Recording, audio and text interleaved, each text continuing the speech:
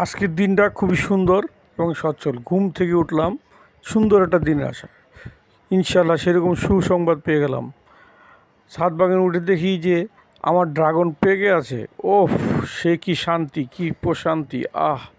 মনটাকে খুব আনন্দলিত করলো। এবং দেখলাম ড্রাগন গাছের ড্রাগনগুলো পেকে লাল হয়ে আছে। ইনশাল্লাহ যেই কাজ সেই কাজে নেমে গেলাম। আমার ওয়াইফ সাহায্য করছে আমাকে ছবি তোলার ব্যাপারে। ইনশাল্লাহ ড্রাগনগুলো পারলাম।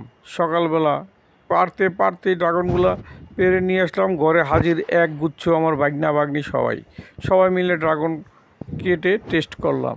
ইনশাল্লাহ খুব মজা হয়েছে, মিষ্টি এবং অসাধারণ মিষ্টি। ছাদ বাগানের ড্রাগন এত মিষ্টি হয় আমার জানা ছিল না।